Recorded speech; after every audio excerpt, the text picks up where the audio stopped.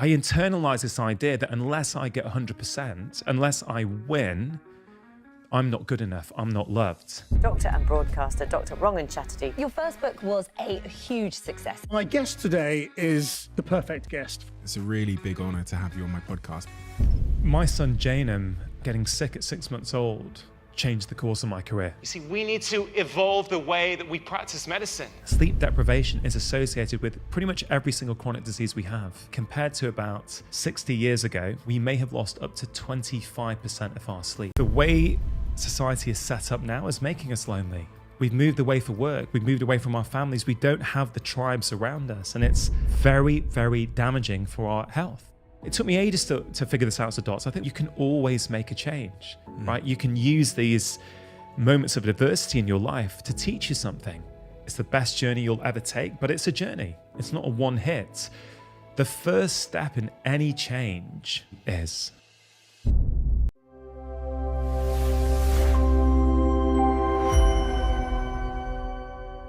Dr. Rangan Chatterjee. I have to start this conversation by saying it's a really big honor to have you on my podcast, because you are someone, when I started taking my podcast seriously, who I looked up to and admired for so many reasons. Not because you've really kind of paved the way for these long form conversations in the UK, but because you have the same, very similar subject matter and apparent interest in the conversations you have with your guests, to the point that it inspired me in a really big way to start this platform. And so when I found out that you were coming in today, it felt like Christmas Day for me, because the conversations you have are the things that I would spend my spare time sort of watering my brain with. So thank you first and foremost for coming in today. It's a huge privilege. I mean, Stephen, I appreciate you saying that. And likewise, I feel really honored and excited to come on your show, because I think long form conversation matters. And I don't think there's that many people in the UK doing it like you are, like I am. And, I think you're doing great things with your show. So I'm really excited just to have a long conversation with you. Yeah. I don't know where it's going to go, but thanks for having me. So take me back to the foundations. Who were you? So I grew up in the northwest of England, and mum and dad were immigrants from India. Dad came over in 1962 for a better life to the UK. Mum came over in 1972. I grew up, got an older brother, and like many immigrant families, education was king, right? It was about get good grades at school, go to a good university, get a good job. Right, that was the kind of drive from home. My experience was very much, the culture at school is really different from the culture at home. And I didn't really think much of it at the time, but now in my early 40s, looking back and reflecting, as I've done for this new book, is that was incredibly problematic in many ways, because you end up pretending to be somebody you're not in order to fit in. And I can see now that's been a pattern for most of my life. I've not been myself. I've tried to be someone else. I've tried to do things to get validation and love from other people. And I've got to say, it's only been in the last few years where I've managed to kind of let that go. Another piece there, which I think is really relevant to your question, is because education was such a big thing, because mum and dad in particular, so much discrimination he faced, right, when he came here in his job. He had to career change speciality as a doctor because he just couldn't advance. And so ultimately ended up moving to a specialty he didn't like, he didn't enjoy, to give his family security. So what do they want to do? They want their children to not have to go through that. So I grew up with this kind of idea that I'm only loved when I'm top of the class, right? I'd come home, if I got 99% in an exam, my mum would say, why didn't you get 100? Right, if I came out with 19 out of 20 in a test, okay, what happened? Why didn't you get 20? And what's really interesting about that is I'm not criticizing my parents, right? I love my parents. I think they brought me up really well. But it speaks to a situation, there's different perceptions, right? So I spoke to mum recently, I said, hey, Mum, why did you ask me those questions? Why did you push me so hard? And she said to me, because I knew you were capable. I wanted you to be the best that you could be. So Mum did it with me from a place of love, right? She wanted the best for me, but walk around to the other side of that story. I internalized this idea that unless I get 100%, unless I win, I'm not good enough. I'm not loved. And I can now see that drove me my entire life. This need for external validation. What are other people saying about you? People say nice things, you feel good. People say nasty things, you are literally broken inside. So, a lot there that I've come to terms with over the past few years. But for me, understanding that I can go back and rewrite those stories, put a different perspective on all those events, has given me this real sense of freedom, calm, contentness.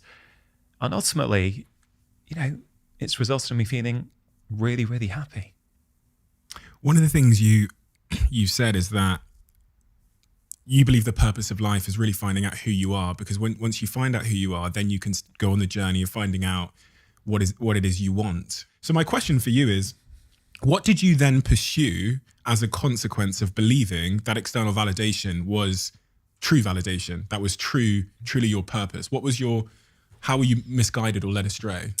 Yeah, so I went to university at Edinburgh, went to Edinburgh Medical School, left home having the time of my life, partying, whatever, people when they get that sort of sense of freedom for the first time.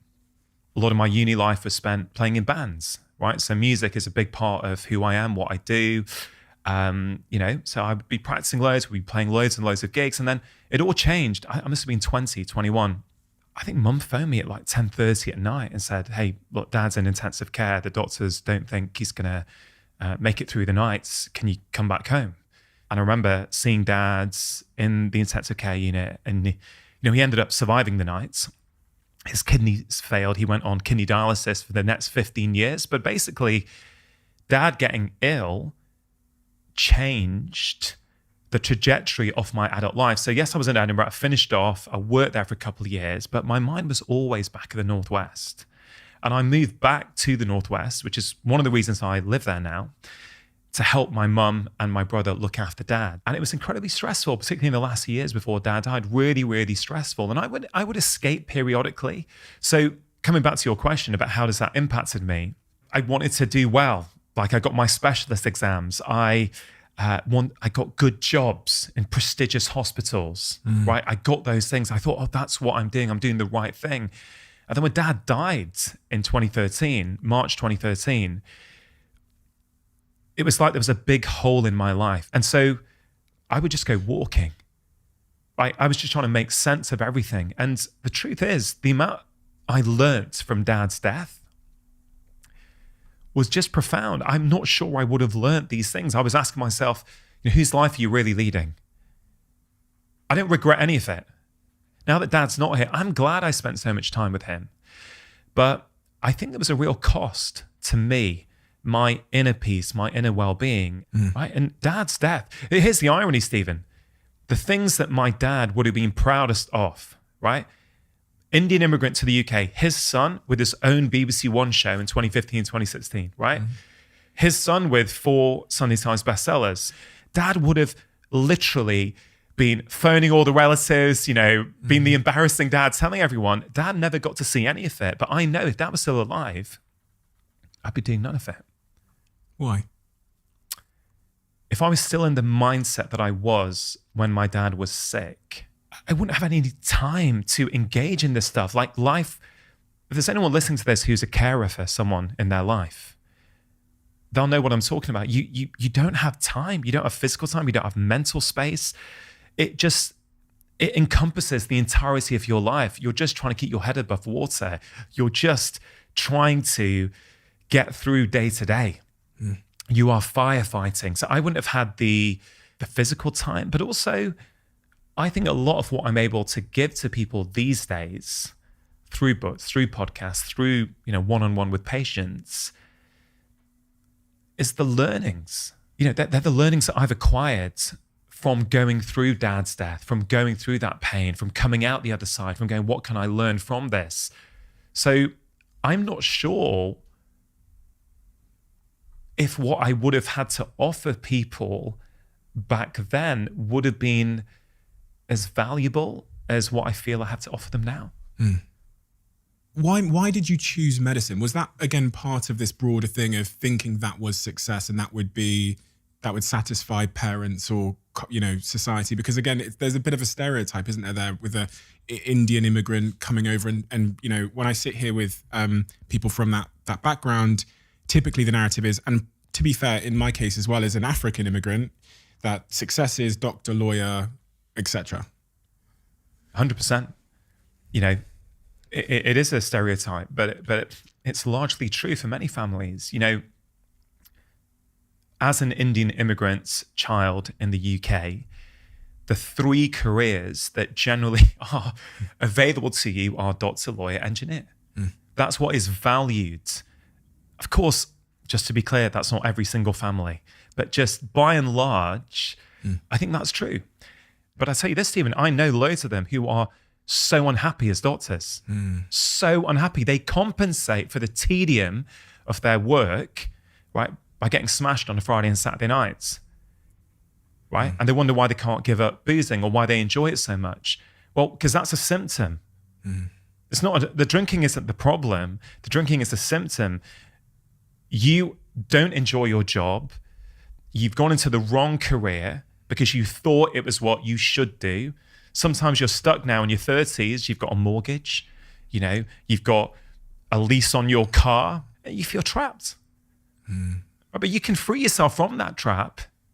You absolutely can, but you have to be honest. You have to get to know who you currently are now before you've got any hope of becoming the person that you ideally want to be.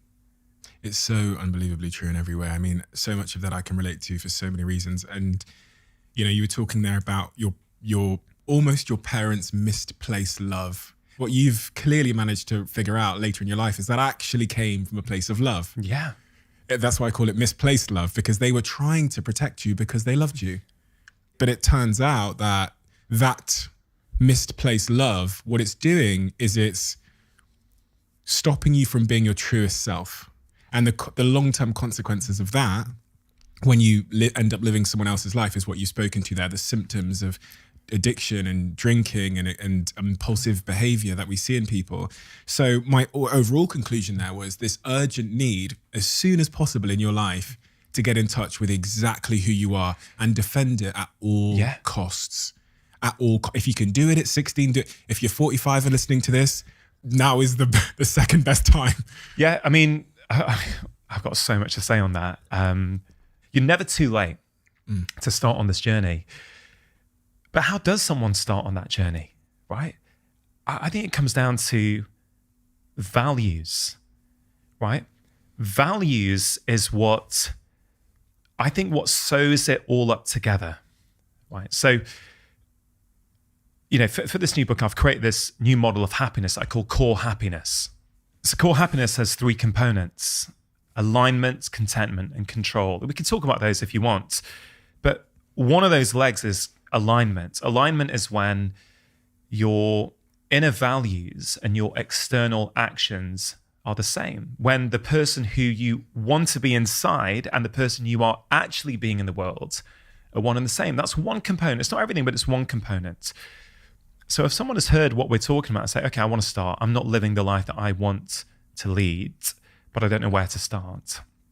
There's this exercise in the book called the identity menu. And the goal is really that you go through, and I picked a number 3 because I think it's quite a realistic number for people. Out of the list of all these possible identities and values, which 3 do you think feel kind of the most true to you? And I've been doing this for a little while, and the 3 that have been pretty static with me for the past few months now, I'd say, and they're right at the top of my Instagram profile because I think this is what I want to give to the world and say, let's lead with our values: integrity, curiosity, and compassion. So this is who I am, right? I'm not a doctor. I'm not a father. Now, I think this is such an important point that I've been thinking a lot about over the last few years. I have a role as a doctor. I have a role as a father, but it's not who I am. Because when we cling too tightly to our identities, we put ourselves in a very fragile position. Let's say, I go around, I'm the doctor. I'm Dr. Chatterjee. And I sort of absorb that and I think that's who I am. Then what happens if I get fired? Right? What happens if I get sick and I can't work as a doctor? What happens when I retire? This is real. This happens to people. They lose their sense of who they are. What about my role as a father? Right? To be really clear, me bringing up my kids well is one of the most important things to me, more important than my work, 100%. But being a good father is not who I am. If I cling too tightly to that, what happens when my kids are teenagers and they get annoyed and they call me a crap dad?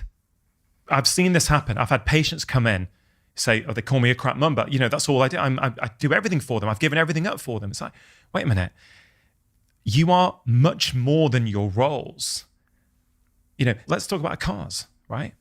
You said when you were 20, you wrote down what you wanted, right? There's nothing wrong with having a nice car. The problem comes, for your happiness at least, when you identify with that car, where that car says something about you. And the problem is, you drive around, I don't mean you, one drives around in their flash BMW, let's say, and they think, that says something about me, who I am. What happens if you lose your job? What happens if you prang it? What happens if you have a divorce and you can't afford it anymore? You go from what I call core happiness to junk happiness. Junk happiness is what many of us think happiness is, right? We think it's that momentary hit of pleasure. Buying something online, Instagram, a chocolate bar, hit of booze, right? These things can be pleasurable things. They may have their role from time to time, but don't mistake that for being real core happiness. Core happiness is, I think, what we are chasing, but I think we misdefine it. We think it's something it's not. Happiness is not a destination that we one day get to, right? It's a direction that you can choose to take in life. It's a choice, right? I heard your conversation with Mo in the hotel room last night, which was fantastic. So good.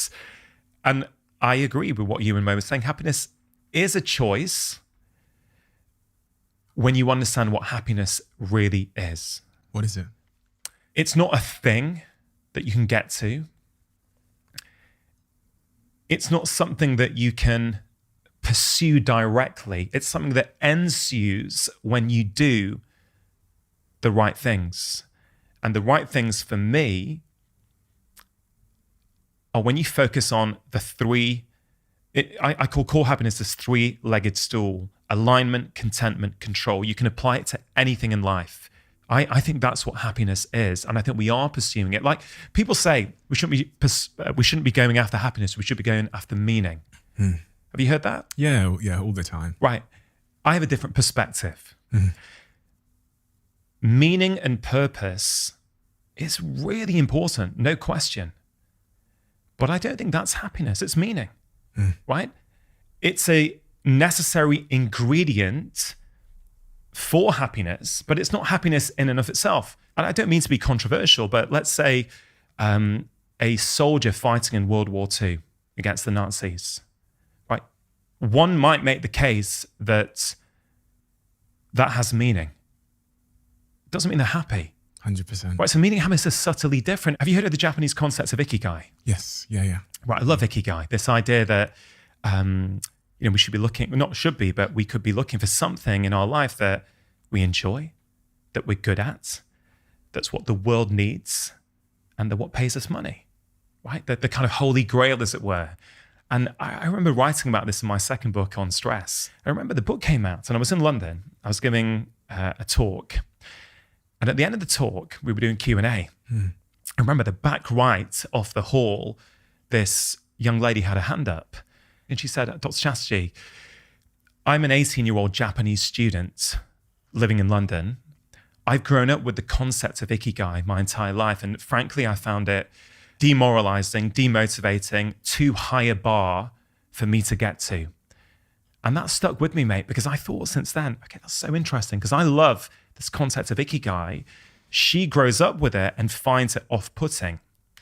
I think the problem with these grand ideas of meaning, purpose, ikigai, as much as I like them, they're not for everyone. Someone might be hearing that in a call center right now.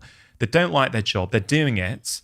And they're like, what, ikigai? Are you kidding me, mate? I just want to get through and pay the bills, right?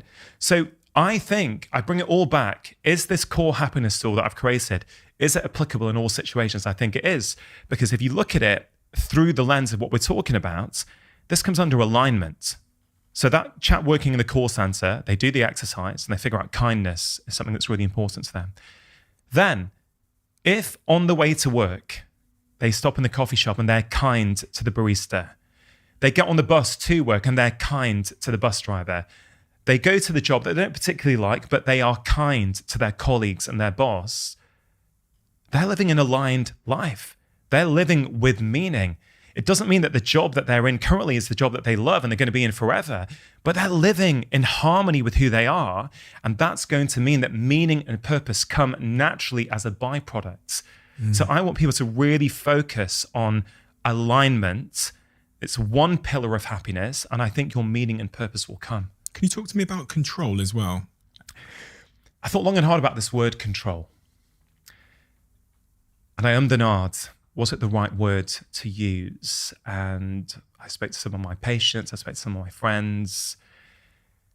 And I really think it is when we understand. It's about what are the things that I can do in my life that gives me a sense of control. We know from the scientific research, when you have a sense of control, right, you have better relationships, you have longer relationships, you're healthier, you have lower stress levels, you live longer. So it's that sense of control. And that could mean many things to different people. You know, for me, I'm really big on morning routines, right? I know for me, if I get up early, if I have time to myself to have a little routine, I've almost got this like resilient bubble around me. Doesn't matter what's going on in the world. Doesn't matter how bad work may or may not get that day. I've got an element of control because I've sort of nurtured that routine for myself. So that's one way that people can think about control. And another way people might want to think about control is there's a chapter in the book called Talk to Strangers, which is basically this idea that actually relationships are very important, of course, but there's kind of two different kinds of relationships. They're the deep, nurturing, intimate relationships, but there's also those kind of almost trivial interactions that we have day to day, right? So when you say hi to the barista, or, you know, I said hi to your work colleagues when I got here, those little things, they are not trivial. There's a network in your brain called the sociometer, right? It's constantly detecting your external world for threats. And when it receives positive information, like a smile, like a bit of a nod, a handshake, you know, it sort of relaxes. Your stress levels go down. You feel a sense of connection with the world around you. Coming back to control, you feel that the external world is safe. Safe, yeah. I've got a degree of control. There is order in the world. Let's focus on these simple things you can do each day. If you say hi to the Amazon delivery driver and smile at them, say thank you to the barista and say a few nice words to them, say hi to the bus driver and smile at them, thank the postman, you are working on your happiness. You know, it seems trivial, but it's not. The research is so clear, right? Because it gives you a sense of control. Second pillar of the three. And we've got to touch on the third pillar before I start getting into all of these topics. Because it's so interesting that these are the things that, you know, we're talking about today, because I think I spent all weekend reading about studies on the importance of, you call it the sociometer in the brain, but just that thing that connects you with your tribe. But please do get into the third point, which I think you said was contentment. Contentment, yeah. Yeah. Contentment is about feeling calm and that sense of peace when you're at peace with your life and you're at peace with your decisions. So what things in your life give you that sense of contentment? And I really feel it's these three things, when you put them all together, the side effect of doing them is you're happy. Yeah. Right? But also happiness is not often what we think it is, that big billboard image of the happy family on the beach with a smile on their face and the ocean behind them, right? That, to me, is not happiness. That's a pleasurable experience. Yeah. It can form part of a happy life, but that's not happiness. You can be sad and happy. The way I look at happiness, core happiness, I was thinking about this last week. I was chatting to someone who was going through grief. You know, someone very close to them had died. And, you know, we were having a really long, deep conversation, but they were present with their grief and they were able to share with me exactly how they were feeling. No masks on at all in terms of these kind of metaphorical masks that we put on. They were just being themselves. That's core happiness. Because they're aligned, right? Their inner thoughts are, I feel sad, upset, frustrated for my loss. And their external actions are completely aligned with that. So I kind of feel really what happiness is about is living an intentional life. It's about taking the time to understand who you are, defining for yourself what happiness is or what success looks like, not using society's definition. You posted a few days ago, don't use society's definition of fun. Right? That was a great post. You know, just because society says to have fun, you need to go to a bar, have loud music on and get drunk. Well, if you like to sit at home in the bath reading a good book, that's great. And if you don't, that's fine as well. But it's got to be you. It's your values. So I can't tell someone what they need to necessarily do in all aspects of their life to be happy, but be intentional about your life. There should be a button just down below here. And if it says subscribed, you're already subscribed. If it says subscriber, that means you're not yet. And if you're not subscribed, please could you do us a favor and hit that button. It helps the show more than you know. And according to the algorithm, you're someone that watches our show, but you haven't yet hit that button. Thank you so much.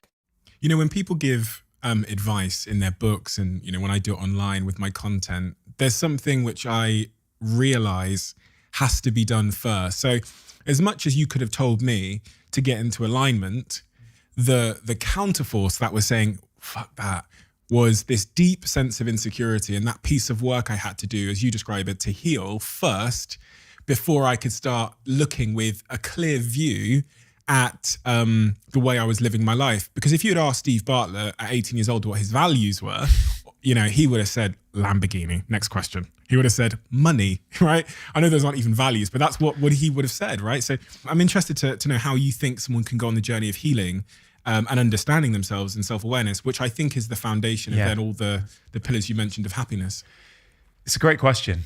I don't think it's going to be you listen to this conversation, you watch it on YouTube, you get the book, whatever.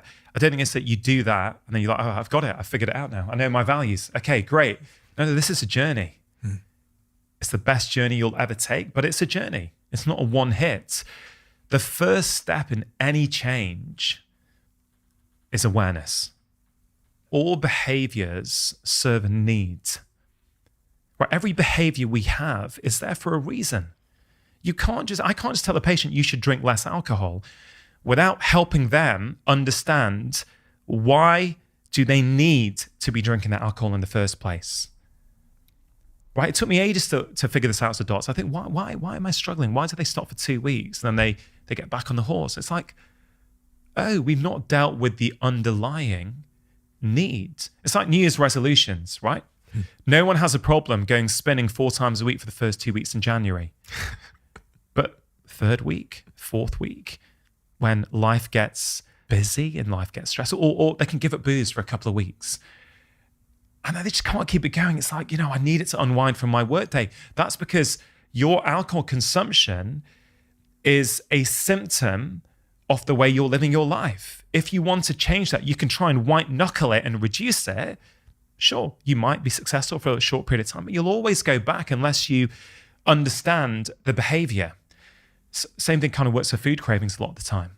So if someone's listening to this and they go, okay, I want to know what to do, but even if they're starting to challenge themselves already and go, you know what, I'm pretty interested in what these two guys are saying. You know, I don't kind of know what my values are, but I've got a feeling that I'm not living life in accordance with them. Like I think I'm chasing the wrong stuff, but I don't quite know what to do about that.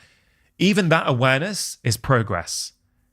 Right, so I think it's really important. We can't always just find it out, get to the solution, go and live happy lives. It doesn't work like that. So step one is awareness. Now, if you have that awareness and you want to go further, a simple thing you might want to do is what I call the identity menu in the book. You might literally want to try and write down 3 values or even 1 value. Start with 1, right? Start with 1, right? Just write down 1 value. And then in a week's time, ask yourself, how often in that week did you live in accordance with that? How often in that week did you live in a way that was not in harmony with that? Okay, it's not about beating yourself up. It's not about holding yourself to this unattainable ideal. It's just ask yourself the question. Just gently start compassionately probing what's going on. Right, so I think that's a useful exercise, and build up to 3 values if you can. And, you know, these things need reassessing. The other exercise I like, which I think is really practical, it's got 2 parts. It's called Define Your Happiness Habits and Write Your Happy Ending, right? And if you want, we could try it, actually. Let's do it. If you're up for it. I love doing these. So I would ask you, Stephen, think of 3 things that really bring you a sense of happiness, deep calm and contentment, and make you really feel good. So I think one of them, which I've actually read about in your book, is about serving others and helping others.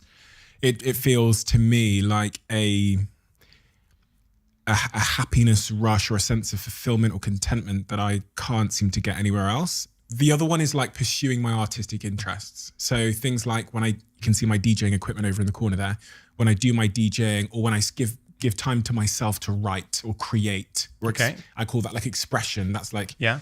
And then I think the third one is what I think you call in your book like movement. So moving. So exercise. When I go to the gym and I'm not sure why that is, because this might fit into a number of categories, because in part it's like meditative. When I'm on the running machine or on the Peloton, it's really meditative. On the other part, there's obviously physiological impacts and biological impacts of the exercise. And then on the third part, it might just be because I'm giving time to myself. So I'd say those are the 3 that came to mind straight away. So you've picked what I call 3 happiness habits. Yeah. Right. So each week, and please correct me if I've misinterpreted any of this. Each week, if you could do something that serves others, if you could engage in your artistic passions, and you could do a form of movement you enjoy, there are 3 things that would give you, a real sense of happiness. So I believe. Okay, no. I think they probably are. And I'll share mine in just a second. So, okay, so let's go to the second part of the exercise. Okay, it's called Write Your Happy Ending. So imagine now you're on your deathbed. Yeah.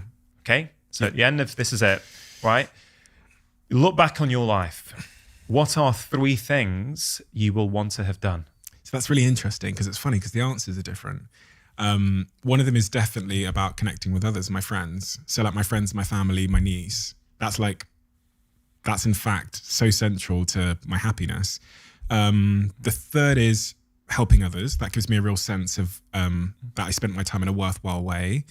And the second. And the third would be, the third is as a personal one. It's the feeling that I've done my potential justice. Yeah. Lived up to your potential. Lived up to my potential. Done myself justice. Yeah. Yeah. I love them. I mean, first of all, thanks for sharing that. So what's really interesting, when you do the second part now, you can go back and redo the first one. And what's really beautiful, I think there's a real deceptive simplicity with this exercise. It gives you the sort of granular day-to-day look at your life and happiness, and it gives you the 30,000 foot kind of big picture view. And you can see if they're aligned. So if you do the 3 happiness habits each week, doing something for someone else, serving others, engaging creatively, and moving, will that get you to your happy ending? No. So I was missing one. You're missing one. Yeah. The relationship piece. Yeah, exactly. Yeah. And so this is not about catching anyone out. This is something I think we can all benefit from, myself included, on a regular basis. it doesn't mean you can automatically change the entire trajectory of your life, but it does mean this is about intention, right? It's like, if that's what the goal is at the end, well, like for me, I know 3 happiness habits for me are, number 1, spending undistracted time with my wife and my children each week. That's really important. Number 2, doing something that helps improve the health and well-being of others. Really important. Number 3, having time to pursue things that I'm passionate about. Those are kind of my 3. I'm doing the final piece. The 30,000 foot. Yeah. So I know each week then for happiness habits, if I have, let's say, 5 meals around the dinner table with my wife and kids, that's where there's no phones and we're totally undistracted and in the moment, right? I know that I'm doing that. I know if I record an episode of my podcast each week, I know that I'm doing something that's going to improve the lives of other people. And if I have time to, I don't know, play guitar, play snooker, whatever, I've got all kinds of creative passions each week, then I know that if I just consistently do that, just a little bit each week, I'm getting to the happy ending that I want. And for that person who may be listening to this and struggling, that may be something else that they can start doing, And what's really interesting, Stephen, is we think we're all quite different. There was a study from last year which showed us that actually, despite all our differences, we feel as if we're being our true, authentic selves when we're being kind, compassionate, doing things for others, enthusiastic, present, and in the moment, right? All of us. And what I love about these exercises, they really bring awareness and intention to your life. You could say, I really value health. I really value my health and well-being. And then they can assess their life and go, I'm doing nothing each week to support that. I say that's who I am, but I'm not. You can say, as I did for many years, I valued my friends. You know what? I got so busy with work, I wasn't making time to see them. And again, it's not about beating yourself up. This is really, really important point. This is about honesty and awareness, right? You're never going to become the person who you want to be until you know who is the person you are right now. It's not about guilt. It's not about shame. It's about just transparency going, okay, all right, I'm not aligned at the moment. Okay, fine, no problem. I'm going to take one step this week. I'm going to make an effort once a week. I'm going to phone one of my best mates just for 10 minutes, just to say hi. Even that it's helping you become more aligned. It's helping you get to that happy ending. So, maybe there's some useful stuff in there for people to kind of take and actually start applying. It's so funny because when you said that exercise, I could spend a lot of time, as I think I have in the past, trying to figure out who I was, and the techniques are complicated and they're largely influenced by who society thinks I should be and what my values are. But the minute I did that exercise, it was so clear. It was so unbelievably easy to do and so clear. And then, as you said, when we zoomed out to my deathbed and said, what are the things on your last days that you're going to value, to see how obvious it was that I'd left out something so fundamentally important, which is my friends, my family, my relationships in my sort of, the things that make me happy, was alarming to me. It was how are you not living in alignment mentally? How did you not know that was so fundamental? But I think you just beautifully illustrate, Stephen, that we can see it brilliantly in other people. Oh, 100%. Man, I can see it in you. I can see it in my patients. But you know what?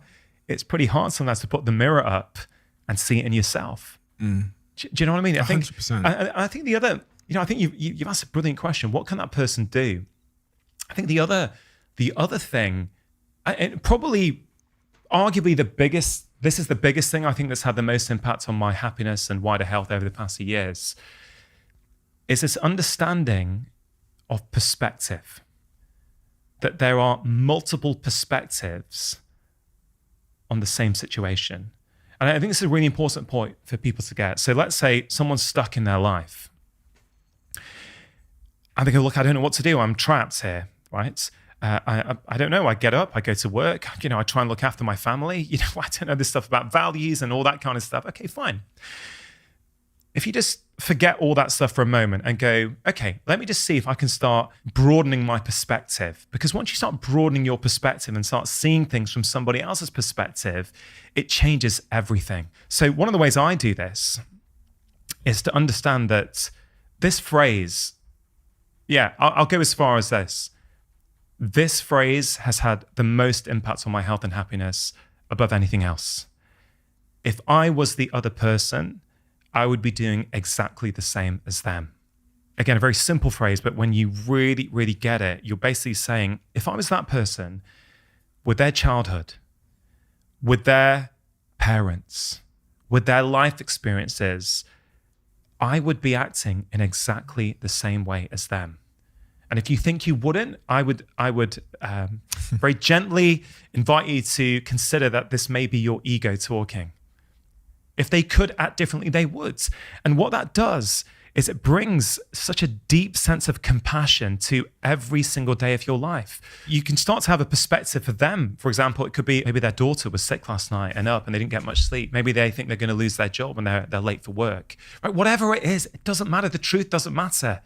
Right? For your happiness, the truth, I would say, doesn't matter. Again, I don't mean to be controversial, but I think some people will take that. I think that's quite controversial. You're a football fan, right? There was a study done. Football match, one incident, right? 2 sets of fans. They were interviewed about the incident. Both of them had a completely different perspective on the same incident, right? We all know that. There's a foul, or, one team, that's definitely a foul. That's a foul and a yellow card. The other side, that was nothing. He didn't touch him. He dived. We know that anyone who's got a partner, right, or had a partner, you have a row, you have a disagreement. Well, depending on which side of the table you're sitting on, you have a completely different perspective of the same situation, right? So I say in any situation, choose a happiness story, right? I'll give you another example. One of the most profound conversations I have ever had on my podcast was with this lady called Edith Eger. When I spoke to her last year, she was 93 years old. At the age of 16, she was getting ready. That evening, she had a date with her boyfriend. Knock on the door. Her parents, her and her sister, get put on a train, taken to Auschwitz. Within a couple of hours of getting there, Edith's parents get murdered. Somehow she gets through the next few years. She survives. What she has taught me is that you can always create a different story on any single event. She said when she was in Auschwitz, she was totally free. The prisoners, they weren't free. They were the ones who weren't able to act and behave the way that they wanted to. They were trapped. In her mind, she was free. After her parents had died, she had to dance for the guards, right? And she said, the last thing my mum said to me was, Edith, nobody can ever take away from you what you put inside your mind. So she's dancing there. She knows her parents are dead. But in her mind, she said, Rangan and I was dancing in Budapest Opera House. There was a full orchestra. There was a full crowd. I was dancing there, right? The other thing she said to me is, I've been in Auschwitz, but I can tell you the greatest prison you will ever live in is the prison you create inside your mind. So for people who are listening who struggle to forgive, who struggle to see the other side, who see someone put a tweet up and then spend an hour getting agitated and frustrated, I humbly suggest to you, if Edith Eger can write a different story in the hell of Auschwitz, I kind of feel we probably can as well. It's so true that the greatest harm we cause to ourselves is our own negative or illogical or self-harming stories. As you were saying that, I was thinking about even the stories I've told myself in the last 24 hours or the last week, which have like tormented me mentally in the sense of they've just like bothered me unnecessarily, and how much of a choice it was for me to focus on those stories. If you know what I mean? Like, as you say, like someone tweeting something or leaving a comment, and then that you then give 48 hours of your happiness to just this, when you could, as you've expressed so eloquently, choose compassion for the person. And, you know, you could choose to try and find the best intentions in any behavior, right? Yeah, and the way I put it in the book, there's this little section called Make Everyone a Hero. I think it's such a great sentiment in life. Whenever something happens you don't like, make them a hero. Make them a hero. I challenge people, try that for 7 days. If your life has not been improved in any way, fine. Forget it. Say the guy was spouting nonsense. I'm not interested. I'm getting back to my cynical nature. I'm going to see the worst in everyone, right? Fine. It's up to people. Make them a hero. The person who cuts you up, find a way to make them a hero in your heads, right? March 2020, what happened? Everything's getting locked down. Toilet roll shortage on the shelves, right? So what do people do? Now, I understand that was a very unique situation. People are getting triggered. People are getting scared. I understand that. But let's look at what was happening. People were bad-mouthing. Who are these people who are taking all these toilet rolls? It's so inconsiderate. You know, they shouldn't be doing that. Okay, fine. Let's just see, could we write a different story? What might have happened? Well, it could be that every shopper that day took one extra roll. And so by the end of the day, when the TV cameras came in, no one actually did anything that bad. They just took one extra roll. And the supermarket stock was all planned around average shopping habits and behaviors. Okay. It could be that someone was really, really scared and anxious. And let's say they've got ulcerative colitis and they have to go to the toilet 20 times a day and they're petrified. So maybe they did go and buy 10 packs.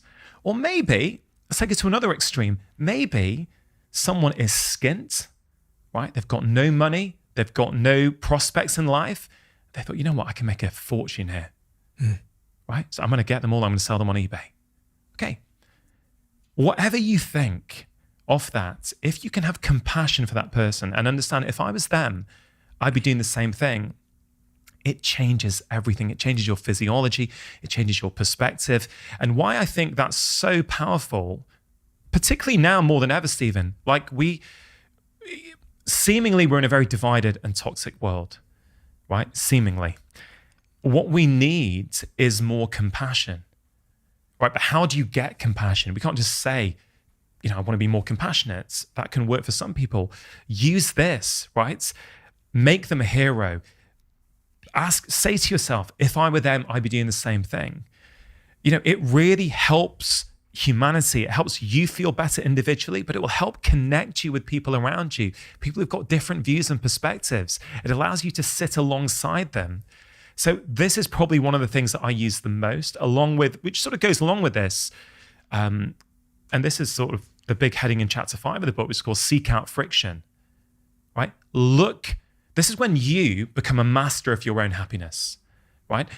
The whole goal of my work at the moment is I don't want people to be dependent on the actions of other people for them to be happy, right? If you constantly are getting triggered and frustrated by the tone of your colleagues' emails or the way that your partner is talking to you, right? If you're waiting for them to change in order for you to be happy, well, you could be waiting a long time. And if we go back to my core happiness stool, you've lost control. You have no control because you're dependent on other people. So I talk about this as social friction, right? Just as in the gym, you know, you can do physical friction. You can push up, you can press up against your body and you get stronger. I'm saying you can press up against other people and also get stronger. So every time you get triggered, I actually do this. I do this every single day. Let's say social media. Let's say you get a negative comment. Let's say I get a negative comment. In the past, 5 years ago, when I was first on BBC One, about 7 years ago now, actually, I would have got triggered. I got so frustrated. I would have felt really bad. What's going on? Why is this happening? You know, all I'm trying to do is help people. I would have created this narrative. Now, it's like, why is this triggering me? Is there some truth to it that I can learn from? Or is it because the other person's having a bad day and they're taking it out on me? And you become a master if you practice this every day, right? Because what happens is that you take control over your inner thoughts. You take control of your own happiness because it's like, okay, it doesn't matter. You're being given opportunities every day to learn something.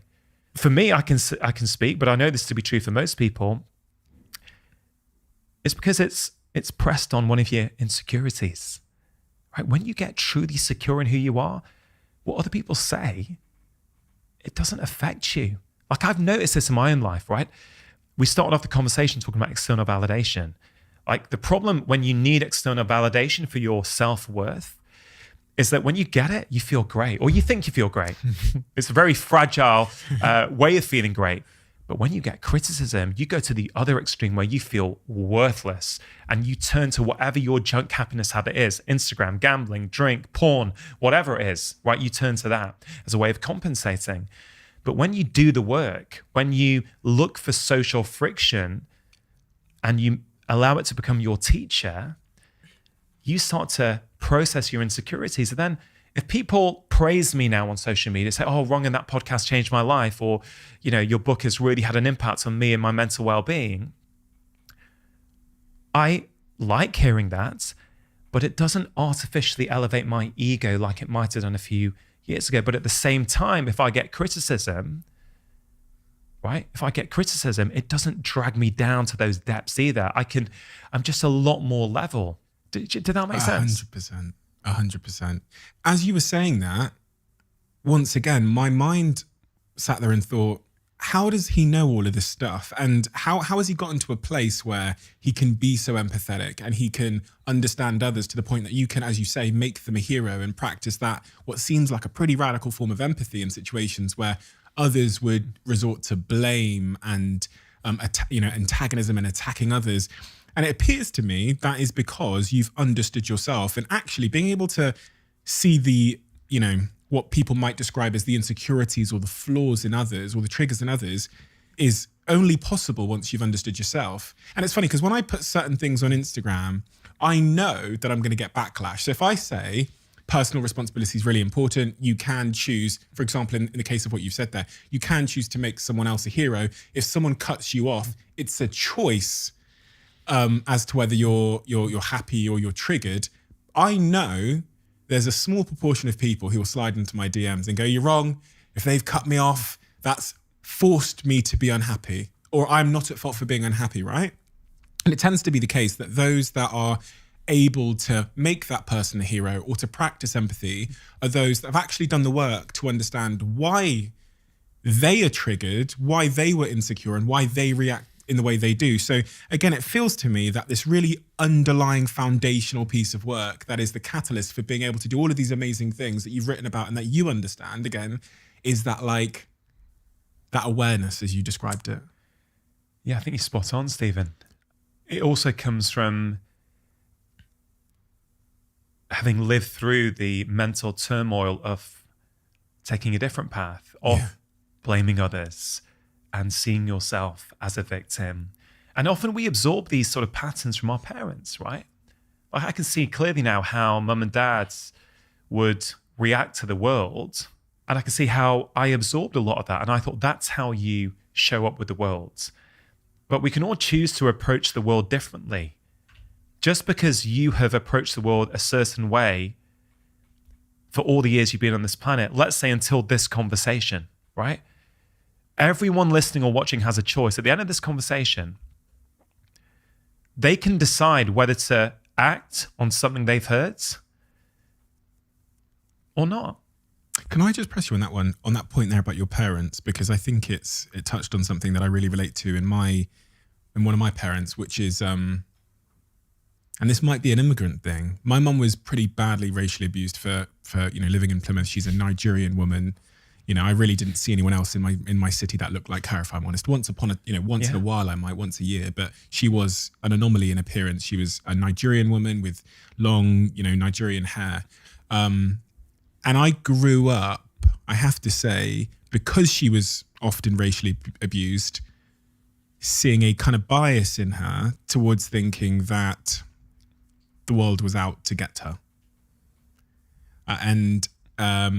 I don't think that served her, if I'm going to be completely honest. Do you know what I mean there? And you see it in other people, that kind of sense that they are a victim. Oh, do I ever?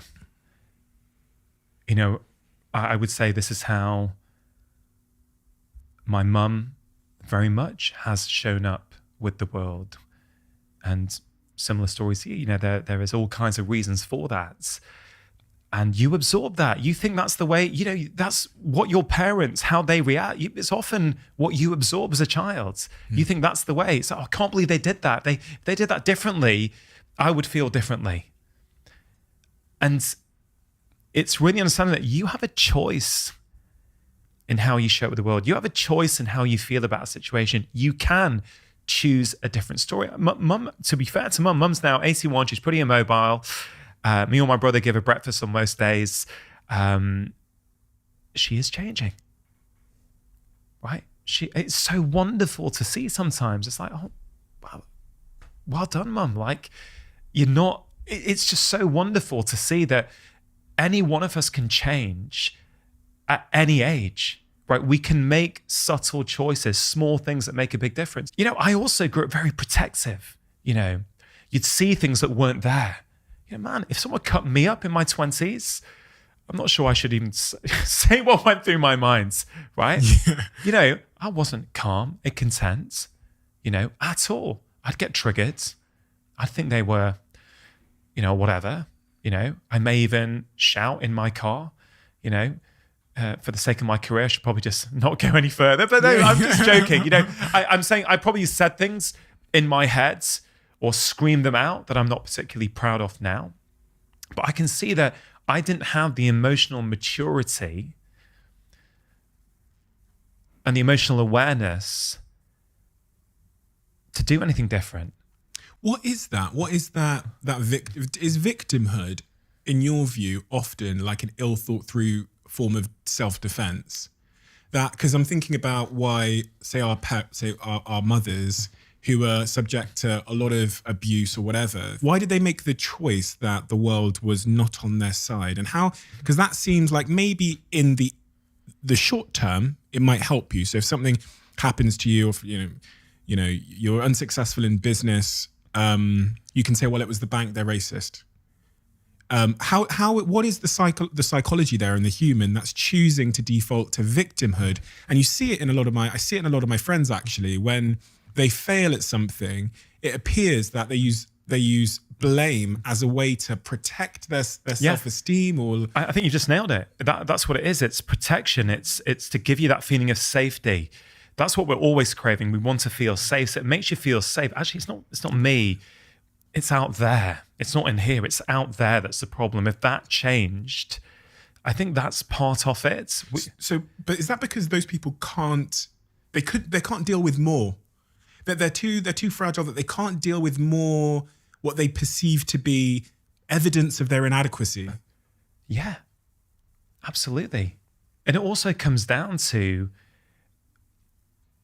any trauma that they may be carrying from their childhoods. This is the other thing I've learned, Stephen, is that, without getting into details on mum and dad's, that I don't have permission to share, there were traumatic things that happened early on in mum's life.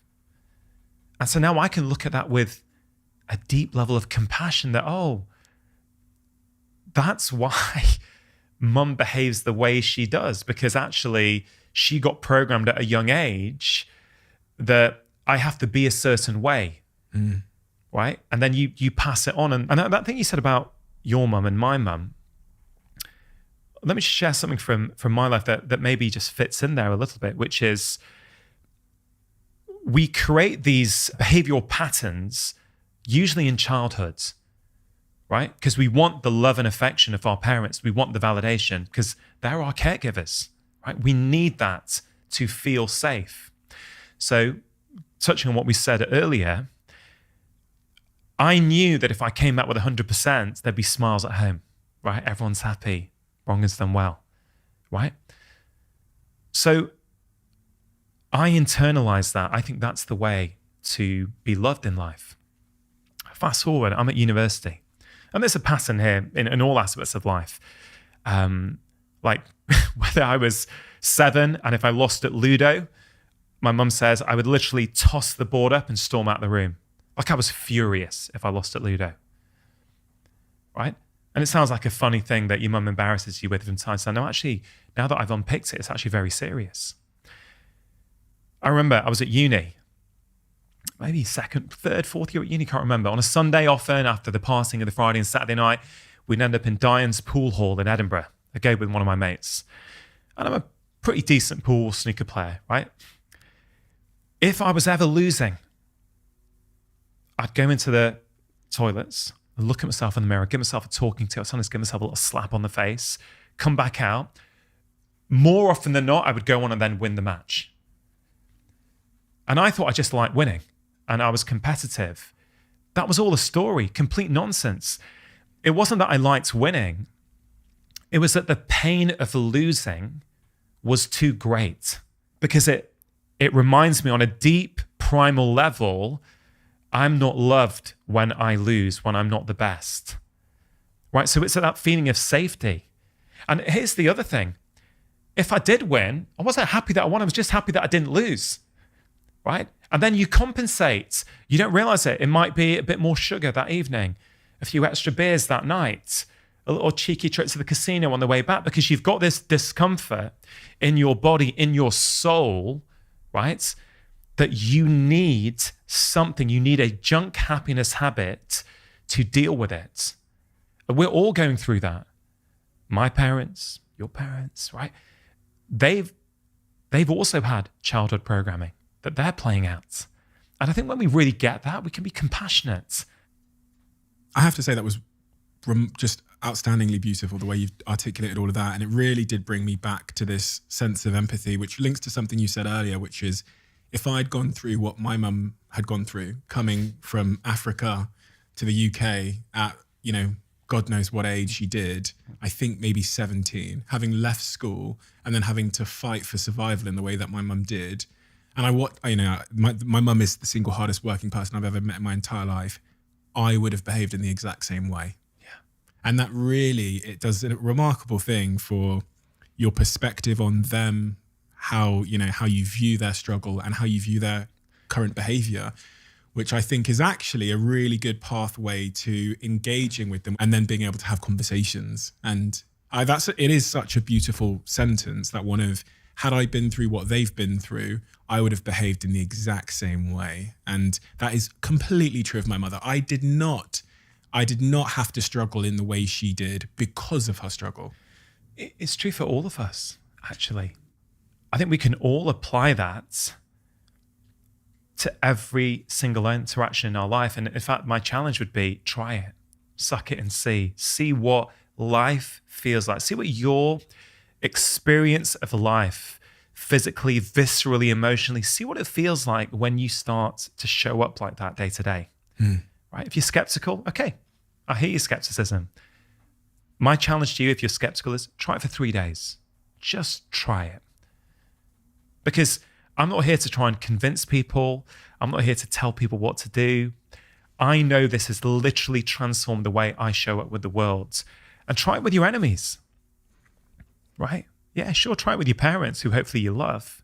Try it with your enemies. Try it with that person at work who you don't like.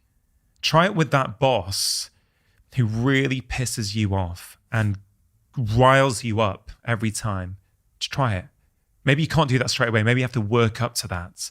This is a skill, right? Happiness is a skill. You can get better at it. But how would you know how to get better at it? When did you get taught the skill of happiness? I didn't get taught it, right? They don't teach it at school. They don't teach it at university. I didn't learn it from my parents. I didn't learn it from society. In fact, the lessons I learned from society were that you need to earn more money. You need to get a better job. You need to get a nicer car, a nicer holiday. Those things are signs of success and therefore happiness. And it's a myth. I think that's the biggest myth we fall for. We think that's what happiness is. Success is success. Happiness is happiness. They can sometimes coincide, but they don't always. But they can do if you back up, if you take a pause, you start to do some of the things that we're talking about. You start to have a bit of time to reflect. Solitude, Stephen, is so important, right? Every bit of our free time now is sucked up. Like, I went to this gorgeous coffee shop next to your studio just before I came in, right? Now, I imagine 15 years ago, you go into any coffee shop in London, you'd be standing in the queue, you'd be waiting. There might be 5 people in front of you, fine. You'd be looking around. You'd be You might bump into someone you know. You might be daydreaming. Now what happens if you go into any coffee shop?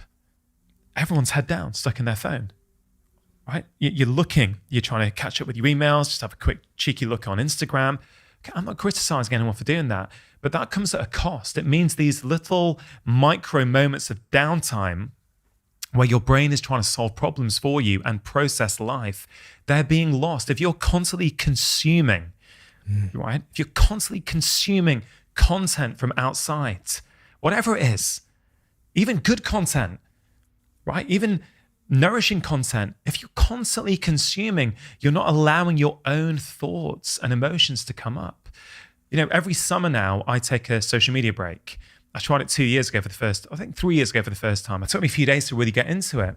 Then after 2 weeks, I didn't want to go back on. Now, I'm not anti-social media, right? I can see the value that it has. I use it to try and spread helpful messaging, as you do. But I felt really good. And what I really experienced even is I allowed these deep innermost feelings to come out. I started to figure out what I think. What I think, not what the world thinks. Because that's half the problem. Going back to what you said, that person who's confused, right, and doesn't know where to start, here's another tip for them. See if you can have 10 minutes a day without your phone, without music on, right? Without an app that you're looking at, without distraction, just sit. Maybe with a journal if you want, but just sit, see what comes up. Because often we're so scared of what's going to come up, we distract. And I would say, you know, for me, a daily practice of solitude, for me, typically it's first thing in the morning, is so needed, right? The way I describe it to people, it's like an early warning system, right? So when I was a junior doctor in Edinburgh, I remember being taught, when you're looking after sick patients, if you do regular, what we call OBS, so heart rate, respiratory rate, temperature, depending on what parameters they fit into, we could detect several hours beforehand who was going to end up needing high dependency beds or intensive care. It was really a simple concept that by doing these regular checks, we can then take aversive action and make sure that person doesn't end up going downhill. And I see my daily practice of solitude as my early warning system. Like, it allows me to see what's coming up, right? I know for years, Stephen, I know now, but I didn't know then. When my stress load was going up, work, family, pressure, I'd feel this real tightness in my right upper back, but I was so busy, I didn't even notice it. Now I notice, I know. If in the morning when I'm doing my solitude practice, I feel it, I'm like, oh, okay, there's stuff going on, right? What is it? Is it work? Is it emotional? And it allows me to intentionally say, okay, do I need to cut out some commitments I've got? Do I need to have a conversation with my wife about something that's been bothering me and I haven't said anything yet? Everything I recommend, Stephen, is simple. I don't think anything I've suggested so far costs any money at all. None of them actually take that much time. I'm really, really passionate about making sure this information is accessible to everyone. I've worked in affluent areas. I've worked in some very, very deprived areas, right? And actually, we're all, of course, there are different pressures, but actually, we're all having the same universal human experience. The same ingredients are there in all of us that when we apply them, they make our lives better no matter where we are, right? When I was working in Oldham, right? An area of low socioeconomic status. A lot of my patients were on benefits, very poor income levels. You know, you would say a very, struggling area financially. I can't take away their poverty and their stress from life. But if I can help them have 10 minutes to themselves each morning and do some breathing practices or even write in a journal what they're feeling, that is going to lower their stress load. And that means they're going to be better able to show up in their life and deal with their stresses, right? So when people say, oh, health, happiness, it's the preserve of the middle classes and the wealthy, I disagree. I absolutely disagree. And I'm so passionate to get that message across. Health and happiness can be accessible to everyone. Yes, it can be challenging for some people, no question. There could be lots that you want to change. There'll be lots that you ideally would wish it wasn't the way it is. But you can choose your response to every single one of those things. You absolutely can. And when you learn to do that, that's freedom. You know, what's the Viktor Frankl quote? In between stimulus and response is a space. In that space lies your power to choose your response. And with your response lies your growth and your freedom. One of the things you touched on there, which is really foundational to everything you went on to say, was this idea of a morning routine. And, you know, when I do Q&As and stuff like that on social media, people will always ask me, Steve, what's your morning routine? My morning routine is pretty shitty, to be completely honest. I would never lie to anybody about that. It's really, really shitty, and it's inconsistent, and it's unthinking. So it's kind of being dragged into the day. You describe the 3 M's of a really good morning routine. What are those 3 M's of a good morning routine? What can I do today? How long is it going to take me? And what do you believe a good morning routine contains? Yeah. It's a big picture view here. I have a bias towards morning routines because I have found in my own life, they've really, really helped me. So let me just talk about stress for a moment, because this really plays into why I think morning routines are so important. I've got this concept of micro stress doses and stress thresholds. So every one of us have got our own unique personal stress threshold, right? That depends on your life, how you deal with things, and what's going on. And when we get to that threshold, that's when things start to go wrong. That's when we snap at someone. We have a fight with our partner. Our neck goes or our back goes into spasm, right? That's when you're at your threshold, right? So I'm saying to people, and I've really found this to be true for pretty much everyone. Let's say you wake up and you are far away from your threshold. You've had a good night's sleep, right? So you're feeling good. What's the average morning for a lot of people these days? Okay, let's say the alarm goes off at 6:30, right? So they're in a deep sleep. Alarm goes off, jolts them out of that sleep. They have to get it. Okay, that's micro stress dose, or MSD number 1. Okay, pick up the phone. Like, oh man, I'm just going to put it on snooze. You know, I need a bit more. Snooze, put it back. 6 minutes later, it goes on again. MSD number 2. You pick up your phone, you go, I'm quickly going to check email. Oh man, there were these 3 emails I didn't get back to yesterday. Oh man, I need to do that. MSD number 3. Have a quick look on Instagram. Someone's left you a snarky comment. MSD number 4. Then you realize, oh man, I've been in bed for 10 minutes. I have to get up, get ready. I've got a guest coming to shoot a podcast with. I'm not talking about your life. I'm just saying anyone's life. You are talking about mine. Right? And so here's the point. At me, Rangan. Each one of those things, right, is a micro stress dose. And each one of those is getting you closer and closer to that stress threshold. The mistake we make is that when something happens at 3 o'clock in the afternoon, right, when that email from your colleague frustrates you, you think it was that email. But it wasn't the email. It was the fact that you've already acquired 20 micro stress doses. You're right at your threshold. You've got no capacity to deal with it. So that email now bothers you. So what I suggest to people is, many people leave the house in the morning having already accumulated about 15 micro stress doses. So they're already a lot closer to their threshold than they would have otherwise been, which means they've got less resilience. It won't take much for them to get triggered, right?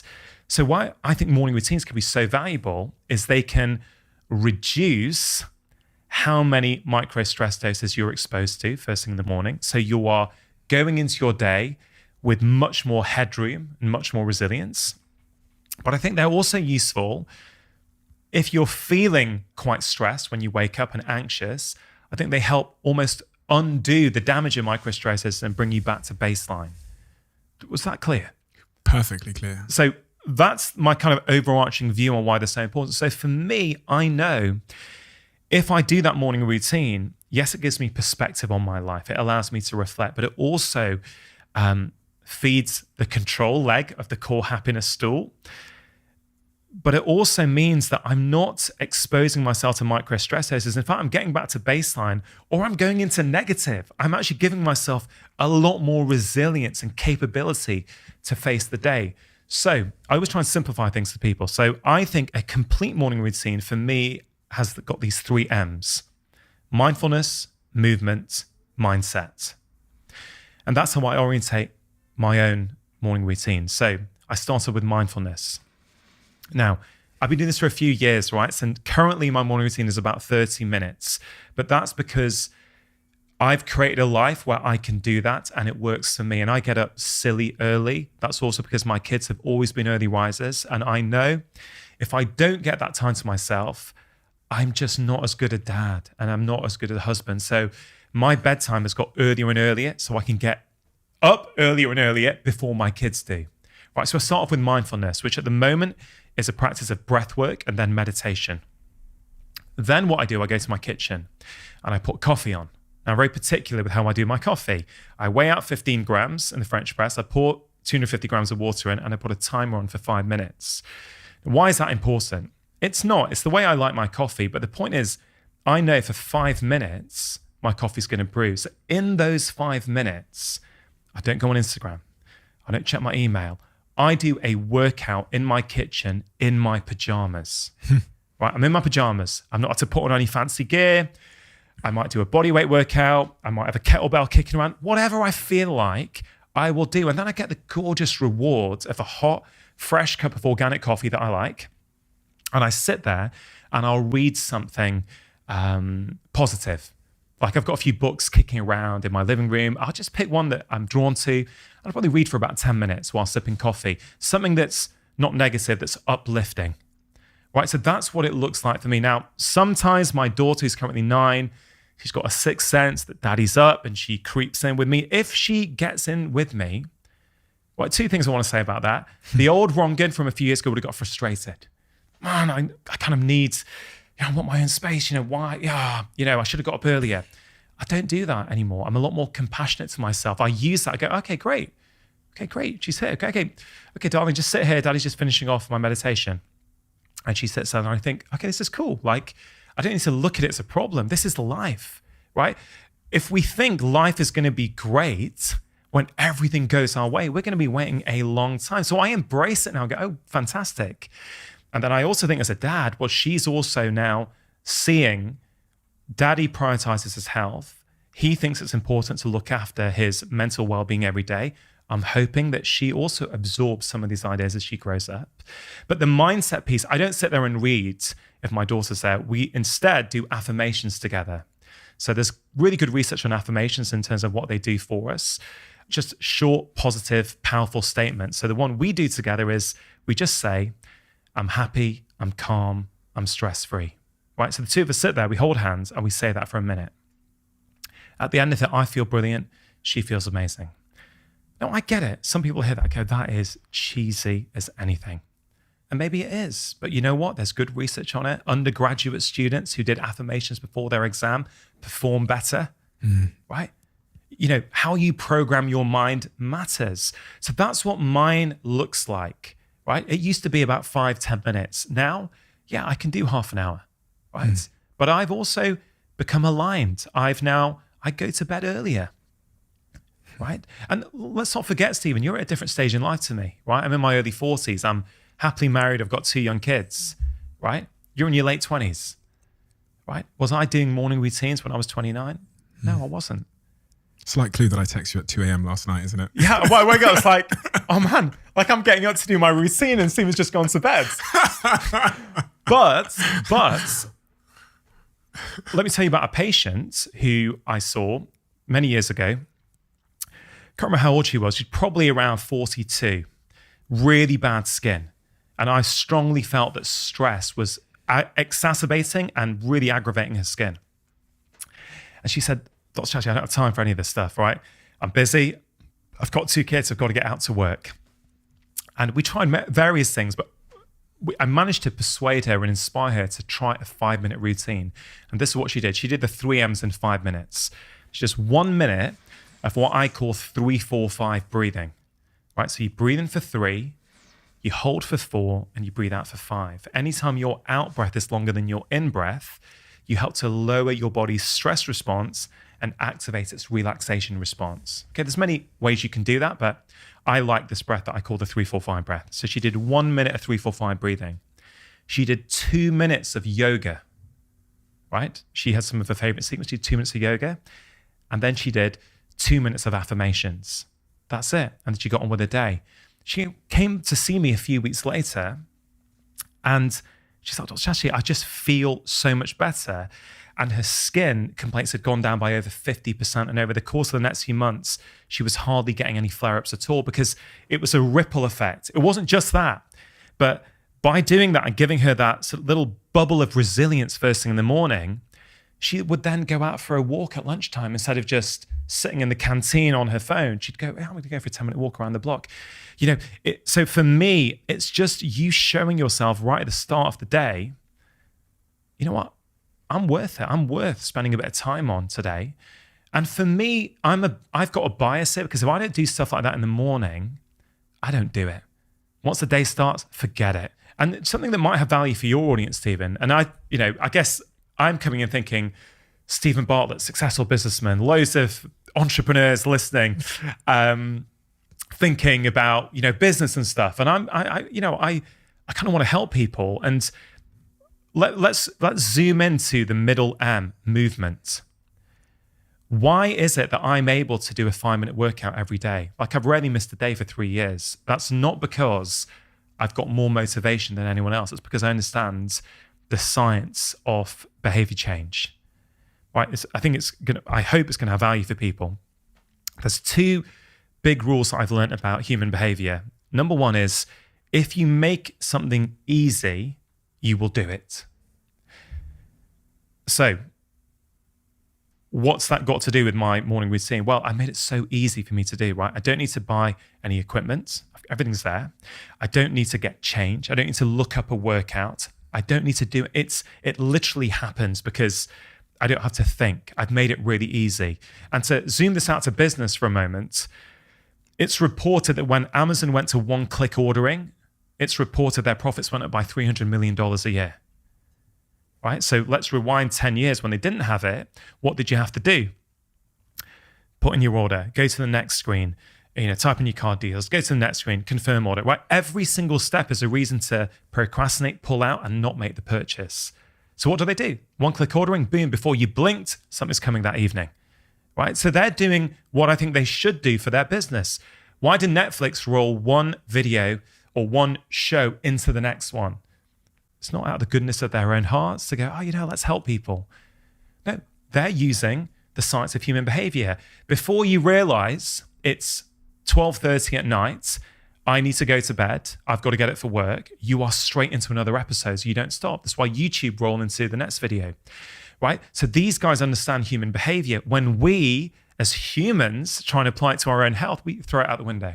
We think, it's got to be hard, it's got to be really tough. I've got to go running 1 hour 4 times a week. And we again, first 2 weeks in January, we managed to do it. Then we fall off the wagon because we think motivation is going to last forever. And it doesn't. In the science, it's called the motivation wave. Motivation comes up, motivation goes down.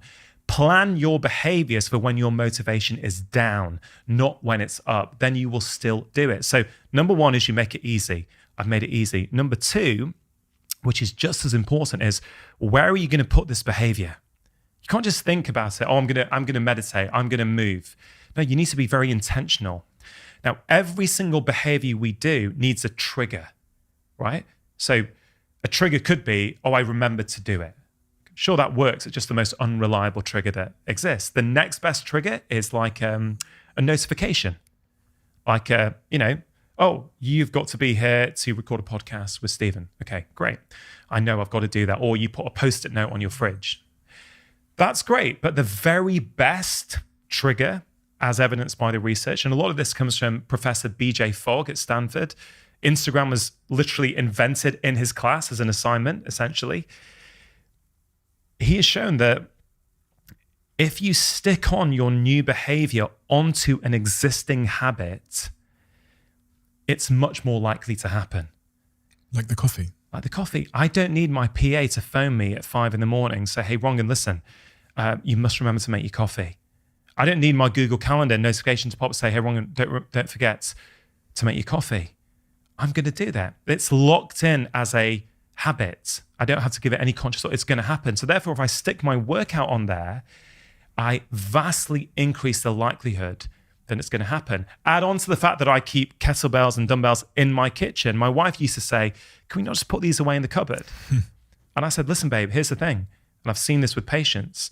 If you put this stuff out of the way so that the kitchen looks nice, right? I'm never going to lift up that weight. Out of sight, out of mind. We need to constantly trigger. So the kitchen's not a mess. It's just in the corner. There's a kettlebell. So as I'm making the coffee, I can see it. It's looking at me. Even if all I do is pick it up to move it, I've picked it up. And what it does, Stephen, is that on a very base primal level, it shows me each morning that I have value, that I'm worth treating with respect. You know, chapter 3 of the book is all about treat yourself with respect. Many of us, as I've done for much of my life, don't. We struggle with compassion for ourselves. We struggle to be kind to ourselves, right?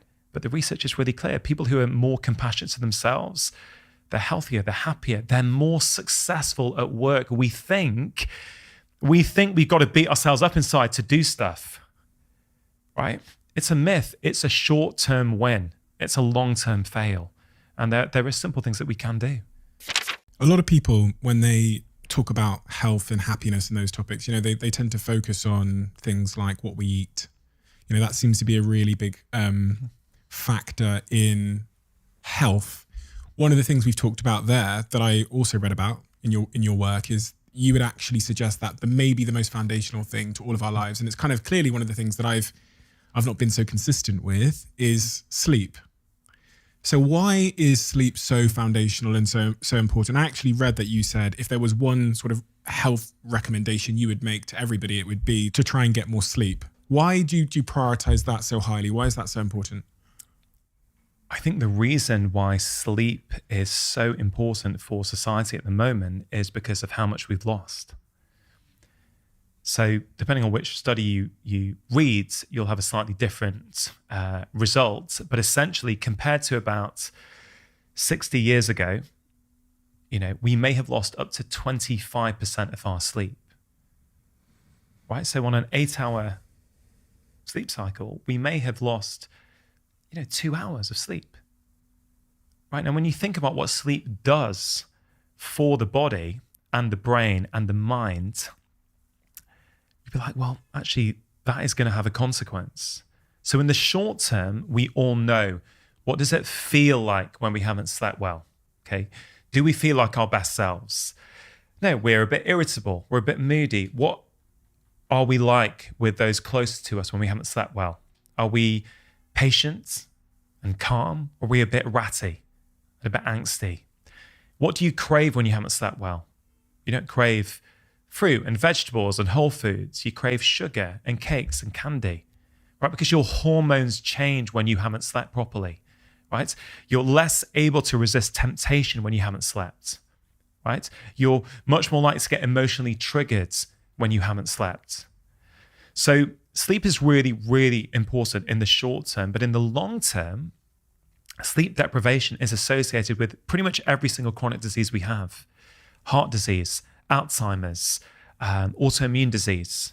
All these things now we're pretty sure are directly, not just associated with, sleep deprivation is thought to be causative, right? So this is why we think, I'm just going to crush it in my 20s, 30s. I'll sleep when I'm dead. I'll sleep later. I get there are phases in our life where we have to probably work harder than we would ideally do. We get opportunities, we have to take it, or we feel we have to take advantage of them. Fine, I get that. I'm not saying you're going to sleep 7 to 8 hours every single night. I don't manage to, and I do prioritize my sleep. But by and large, the biggest problem we have with sleep is that we don't prioritize it. We've never lived in a society where there are this many distractions from sleep. A million years ago, you didn't have, what do you do? It gets dark, you have a campfire, you sit around and chat, and then, you go off to bed, aren't you? It's so true. We live as if sleep is the only optional thing. It's the thing that we could do 1 hour, 2 hours, 3 hours, but we then over prioritize. But I can't miss that appointment. I can't miss that work commitment. But the sleep can come and go. It's like optional. And I get the temptation. There's always something you could do. You could watch a YouTube video. You could watch a new bots series. I understand that there are distractions. I totally get that. But if you are struggling in life, if you can't focus as much as you want to at work, if you've tried going on diets before and you can't stick to eating the right kinds of foods that you're trying to choose, you may be better off focusing on your sleep. I've helped people lose weight. I've helped people improve so many aspects of their health by not changing their diet. And I'm a big proponent of whole food-based diets, right? But I've gone, what's the lever I need to turn here? Not what can I lecture the patient about? What is the lever I need to turn here? So I talk about these 4 pillars of health, certainly for physical health: food, movement, sleep, and relaxation. And when my first book came out talking about this about 5 years ago, people say, Dr. Chatterjee, where should I start? And I said, well, look, we're all different. Ask yourself this question. Ask yourself, which of these 4 pillars do I need the most help with? Because we all kind of intuitively know. For me, it's probably stress, right? My diet, movement's pretty good. I'm pretty good in my sleep. But if I could do more to manage stress, that would have a huge impact on my health. But we don't do that. We go to our favorite bit, right? So people who've already pretty good with their diet, they try and make it 5% better, negating the fact that they're only sleeping 4.5 hours every night. But go to your weakest link, make a small change there. I'm not talking about 7-8 hours. If you can even sleep for 15 minutes more a night, you will have a noticeable and measurable impact on your physiology and the way that you feel. And the other thing we're now learning about sleep, particularly I think it's the REM, the REM phase of sleep, is it's what sleep researchers are calling emotional first aid. Right? It allows you to process and kind of regulate emotions and memories. So we are living in this time of a mental health epidemic. I'm very concerned over what the impact of the last couple of years is going to have on people's mental well-being. But a lot of people don't realize that sleep, when you sleep more, when you sleep of better quality, you actually do emotional first aid. You actually are better at processing emotions. Your relationships will be better.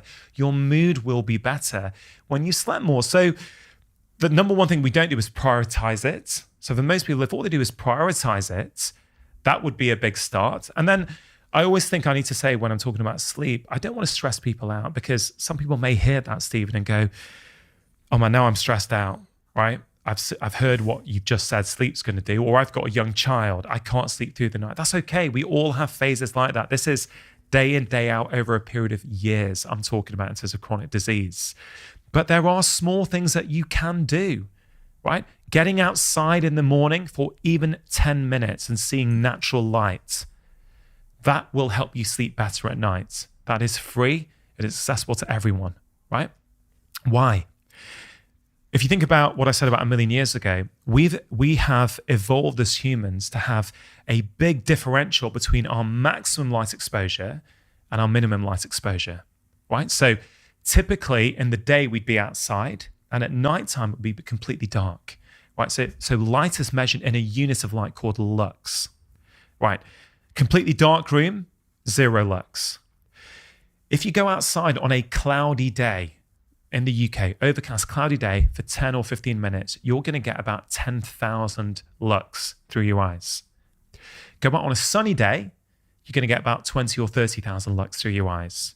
Go into the most brightly lit office building in the UK, you're probably going to get between 500 and 700 lux. It's not much. Even on a cloudy day, you're getting so much more than you would get inside. So for some people, all they have to do is get outside in the morning for 10 minutes, or even at lunchtime, go for a walk outside for 10 minutes. That will help set what's called your circadian rhythm, which helps you sleep better at night. So that's a simple one. Caffeine's a big one, right? I love coffee, but I don't drink it after midday, right? I'll drink it in the morning. I won't drink it after midday. There are genetic differences between different people and how we process it, for sure. But, by and large, the half-life is 6 hours. So that means if you have a large coffee at midday, at 6 p.m., half of that caffeine is going around your brain. And it could be at midnight, a quarter could still be going around your brain. So this is not about lecturing. This is about hopefully empowering people to go, oh, maybe that 3 p.m. coffee I take to get me through the afternoon, oh, maybe that's why I can't sleep well. And then I'm even more tired the next day, and I'm stuck in this vicious cycle where I need the caffeine to keep getting me through. And again, if someone's listening to this and they're not sure, I would say, okay, why not try for 7 days only having caffeine in the morning and just see what happens? Observe. Do you feel better? Does it help? Do you have more energy?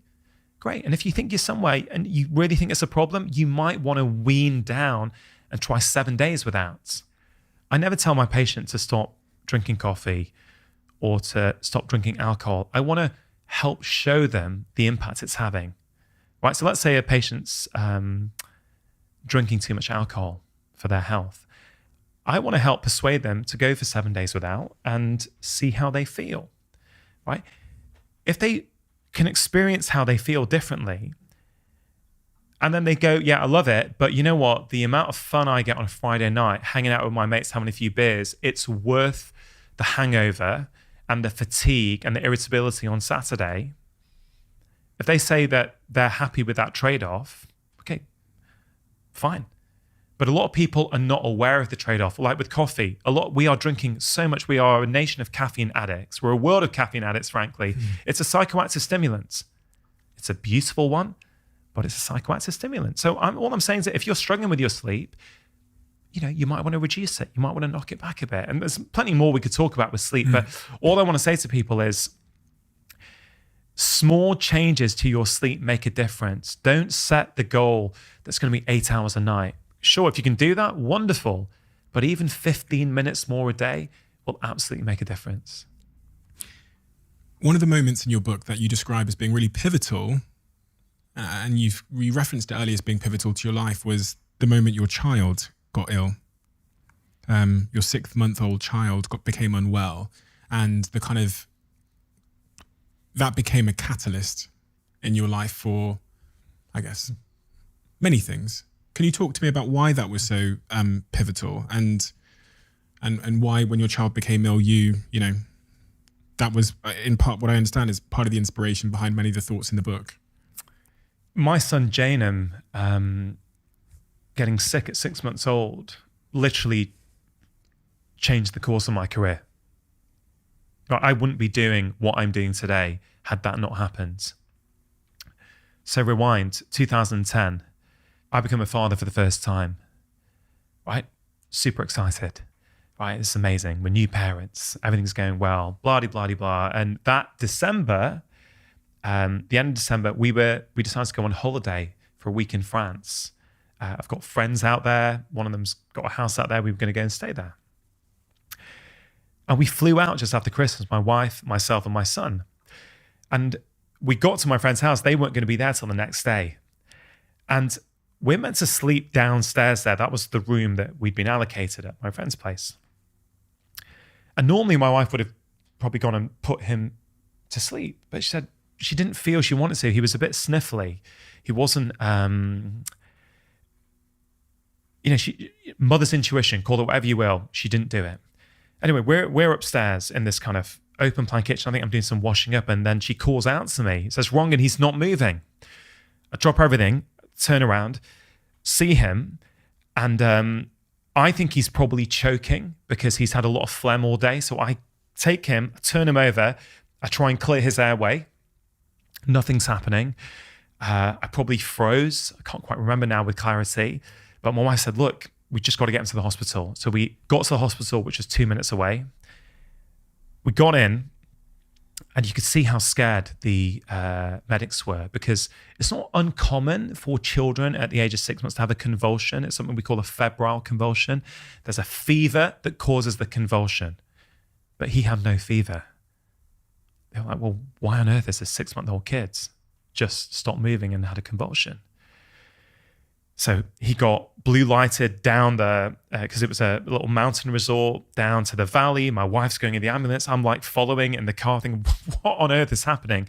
We get there, he's motionless. We're super scared. We thought we might lose him that night. He had 2 lumbar punctures. He had all kinds of blood tests. Then it turns out later that he had very low levels of calcium in his blood, which is why he had a convulsion. I'm like, well, why has that happened? And they said, look, we're still waiting for more tests. A few hours later, it comes back. He's got no vitamin D in his body. Well, very low levels of vitamin D. That's why his calcium dropped. Thankfully, he got a calcium infusion. He got vitamin D. 5 days later, we get discharged. But why did that have such a big impact on me? Well, of course, my son nearly died. But I thought I'd let him down. That's the truth, Stephen. I thought my son has nearly died from a preventable vitamin deficiency. I've gone to one of Europe's most prestigious medical schools, Edinburgh. I've got an immunology degree. I've done my specialist exams, done my general practice exams. With all my so-called qualifications, I was unable to prevent my son from getting sick. So I took it personally as if I had messed up. And actually, weirdly enough, a few weeks before that, I'd become aware of vitamin D. I remember thinking, should my son be on vitamin D? This was years ago. I remember phoning my wife from work, said, hey, can you go and take him to the doctor? We're told as doctors not to make medical decisions for our own family. It's not deemed good practice. I sent her a protocol to just show that to the doctor. Say, your husband's a GP, he's just thinking about this. And the GP just laughed her out, said, you could have just typed this up on Word. This is nonsense. He doesn't need anything. Anyway, 2 weeks later, he's in France, convulsion, nearly dies. Why does that have such a big impact on me? Why has it had such a big impact on me? Because I thought I'd failed, right? My whole identity is around being perfect at that point. So I want perfection in every aspect of my life. I wanted perfection in every aspect of my life. And of course, my darling son, I felt so guilty, Stephen, I became obsessed. Right? Modern medicine saved his life, but that's it. Modern medicine often stops at that point. I was asking them, well, what happens if he's not had vitamin D in his system for the last few months, which he didn't? Vitamin D is critical for our immune system. It's critical. Could this be why he's got eczema? Could this be a contributing factor? They said, look, he's fine now. And I thought, this is not good enough for me. So I made it my mission. I said to myself internally, I don't think I ever verbalized it out. I said, I am going to get my son back to full health as if this had never happened. I became obsessed. I'd read up about vitamin D. That led me to the gut microbiome. That led me to all kinds of stuff that I never learned at medical school that I've used to help him. He is a thriving, happy, healthy, strong 11-year-old boy. Okay. The principles and the tools that I've learned are what I've been using with my patients for years. It's what I used on Doctor in the House on BBC One to show people all around the country, and it's gone to 70 countries around the world, that all kinds of conditions, type 2 diabetes, fibromyalgia, panic attacks, anxiety, irritable bowel syndrome, can all be either reversed or significantly improved by making small changes to our lifestyle. That moment drove me to learn all this stuff, which I now share and help, arguably millions of people now. And for years, I wished it didn't happen. But I've changed my view for two reasons. One reason was that guilt I felt, Stephen, I carried in as a dad. He doesn't need his dad feeling guilty. That doesn't make me a calm, present, attentive father. That brings baggage into the relationship. And I could see that. Well, I'd like to think, particularly these days, I've got a high degree of self-awareness. I could see that. See, Rangan, this is guilt. It's not his fault. He doesn't need a guilty dad. So that was a stimulus to go inward and figure some of this stuff out, to figure out where does this come from. But it all plays in, Stephen. It all, as we talk, you can see the theme in the start of our conversation, in the middle, now talking about my son. I have expected perfection of myself in everything I've ever done. Right? That's been my identity. With my son, I felt as though I let him down. Now, I've let go of pretty much all of that. I say pretty much because it still pops in. So in my role as a father, I think I do a good job. They're kind, considerate kids. They're happy. But could I do a better job? Probably. I'm not going to beat myself up on that anymore, but I want to work on that. So now I look back and I've now told myself a different story. Right? Is this true? You can tell me if you think it's true. I now think that was meant to happen. That happened so that Daddy could learn all of the tools that I've learned to help him and now help thousands of people, hundreds of thousands, as I say, arguably millions. I wouldn't have had those learnings had it not happened. Now, when I started thinking like that, I would think, yeah, but why did he have to go through that in order for me to learn this? But again, that's me putting a story. What do you mean go through it? Maybe he doesn't know he's been through anything. Maybe that's his life journey. Maybe he's going to learn loads from that experience. Do you know what I mean? And that's the perspective choice, I guess, you talked about earlier. It's almost like making an incident, a negative incident, the hero of your own life, as opposed to the, shrouding it with guilt and blame and resentment. So yeah, it's choosing a happiness story about it. Because ultimately, I can't change the reality of what happened. Whether I wanted it to or not. Of course, at that moment, would I want it to happen? No, of course not. But now, given that it can't be changed, given that it has happened and is now in the past, how now to show up in my everyday life and be happy, be content, help people, serve my children as a good father? Well, it's to let go of that and move on. Choose a happiness story. We can all do it. It's hard sometimes, but it doesn't mean it's not possible. And what is your mission now? As you look ahead to the future, you've achieved so much across such a diverse range of pursuits. Everything from your TV to podcast to books and everything in between. Your work as a GP, your medical practice, everything. What is your mission now as you look ahead to your future? The mission that I have stated publicly for the last few years has been, over the course of my career, I want to help 100 million people live better lives. I want to help them with their health and their happiness. But over the last few months, that's not been sitting that well with me anymore. I'm really good friends with my videographer, Gareth, who films every podcast that I do. We've been chatting a lot about it. And, when I first stated that publicly for the first time, I was so scared. Will people think he's got a big ego? I didn't want, part of me didn't want to share that. I thought, what will people think of me? Right? Why that's been so good for me is it's helped me make decisions. As you know, the amount of incoming into our inboxes and what we could be doing is vast. So the 100 million figure allows me to think, okay, is this going to get me closer to 100 million or not? So I think it's served a really good role. I think missions can do at particular moments in life, but we don't need to be stuck to them forever. So, that figure, I thought, well, 5 million people each week are watching Doctor in the House and BBC One. Okay. That means if only 1% of people watch that and make a change in their life, that's a lot of people, right?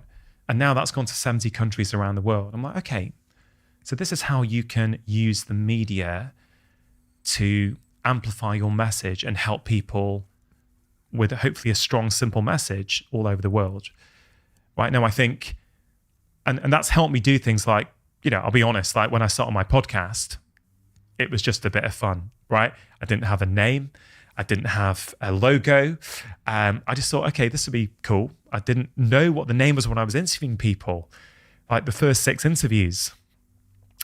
But it's evolved into, like your show, I guess, like a juggernaut show, which has a huge following that impacts the lives of hundreds of thousands of people each week, right? So the mission served me, but it's not sure. Like I don't have a new replacement one at the moment, but I almost think 100 million is limiting. Well, why 100 million, right? That's not said with any level of arrogance. It's just like, well, every human has unlimited potential. This is what I always try and do. I want every person who reads my books or listens to my podcast to feel that they can be the architect of their own health and happiness.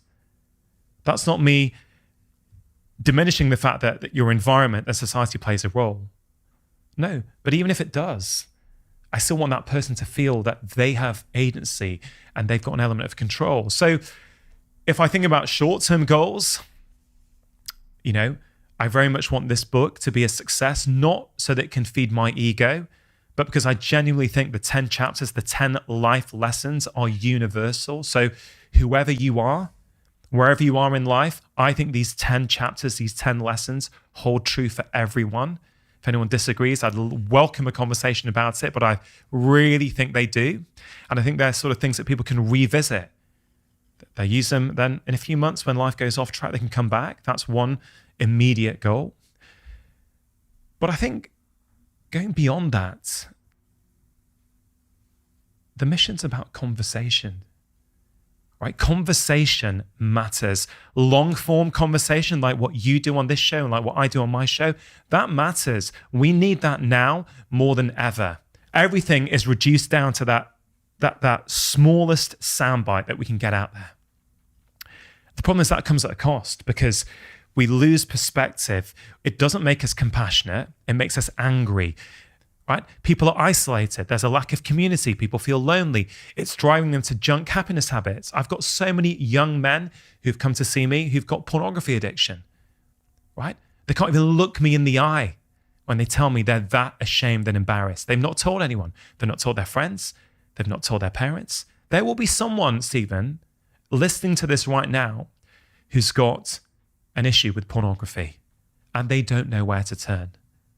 Picking up on that point of loneliness, I think in our society, we view loneliness as a sad thing in the sense that when someone's lonely, it almost feels like it's a sign of their inadequacy or their like lack of attraction, or then they're not a compelling human being. They weren't able to forge interactions. So although I've now come to learn that it's in fact a signal to get back to our tribes, we don't treat it like other signals. We don't treat it like thirst. We don't treat it like hunger. We will say if we're thirsty or we're hungry, but we won't say if we're lonely because it's stigmatized, right? I came to learn from the research I've done, and I saw similar stats, which were terrifying in your work, is that loneliness isn't a sad thing. It's actually a really dangerous thing. So can you speak to the negative consequence of loneliness? The way society is set up now is making us lonely. We've moved away for work. We've moved away from our families. We don't have the tribes around us, and it's very, very damaging for our health, right? Some research suggests that the feeling of being lonely is as harmful as smoking 15 cigarettes per day, 15, right? Increases our risk of heart disease, strokes. You're more likely to die earlier if you feel lonely. Why is that, right? Think about it. 1 million years ago, you're with your tribe, you're with your community, right? If a wild predator is approaching the tribe, your stress response kicks into gear. That's a good thing. It's going to help you take action to keep you safe. Brilliant. All kinds of things happen in the body when that happens. Loneliness is also a signal. Think back 1 million years ago. If you were out by yourself, you don't have your tribe around you. Your body is clever. Your body knows you are at risk. You are vulnerable to attack. So it activates your stress response. Your blood sugar goes up. Your blood pressure goes up. Your blood becomes more prone to clotting, right? Your amygdala, your emotional brain goes onto high alert. So you're hypervigilant. You become anxious, right? All these things happen when you feel lonely, right? You have physical changes in your body. Now, loneliness is hard. If people are suffering, I understand, right? I really understand. But small things make a difference. You can start off by saying hi to the barista at the coffee shop, right? But maybe you've got a friend you haven't spoken to in a while. Maybe you've got busy with your life, they've got busy with their life. Give them a call, right? That's all it takes. It's a ripple effect. Start small, and I promise you will start to feel the difference. Dr. Rangan, I couldn't thank you enough for the wisdom and for the time that you've given me today. It's really, really, really special. I sit here sometimes with guests and I think, they've written a book and it's very nice and everything, but having experienced the way that you've done the self-work and having had a taste of the way that you have empathy in your approach to causing behavioral and lifestyle change to people, I feel like this book is just critically important. It's funny because I was thinking, I'm going to end this podcast by giving the book a compliment, but I don't think I have to. I think if people see who you are today, the wisdom, the empathy, the experience, the vulnerability, I think any person that is sound of mind and that wants to improve their life will know that this book is critically important to them, that it is inclusive, that it is relatable, and that it will hold their hand through change in a way which is empathetic. And those are my favorite books. And I was sat here, and I'm going to be completely honest, because I don't bullshit people. I just don't say things if I don't believe them. I was sat here thinking, fuck, Steve, because I was only given a small taste of the book by your publisher. I need to read this book. And if that's the impact you've had on me, I know it's going to be the impact you've had on my listeners. So thank you, because, you know, that really, really is, you know, understanding where we are in the world in culture. We need more books like this. We have a tradition on this podcast, which is the last guest writes a question for the next guest. And I don't actually get to read on my mother's life. I don't read it until I open the book. So I've just opened the book and seen what our last guest has written. So my last guest wrote the question, and I've not read it yet. So here we go. But he's got great handwriting. So what is something that people value that you no longer value? An attachment to truth. I no longer value being right. I no longer value having to know the right answer. I no longer value thinking this is the truth and I'm going to hold on to this at all costs. And I think many people do. I now value curiosity and being the learner. I just want to learn. I want to explore. I'm happy for pre-existing assumptions I've had in my life to be shown to be incorrect. I'm not attached to being right. I'm not attached to being wrong. What I am attached to is learning, and that's working for me at the moment. Dr. Rangan, thank you. You are simply amazing, and you are really the gift that keeps on giving. So I can't wait to read the book in its entirety. Happy Mind, Happy Life, 10 Simple Ways to Feel Great Every Day. Thanks for having me. Thanks. I can't wait to read the book in its entirety. Happy Mind, Happy Life, 10 Simple Ways to Feel Great Every Day. Thanks for having me. There should be a button just down below here. And if it says subscribed, you're already subscribed. If it says subscriber, that means you're not yet. And if you're not subscribed, please could you do us a favor and hit that button? It helps the show more than you know. And according to the algorithm, you're someone that watches our show, but you haven't yet hit that button. Thank you so much.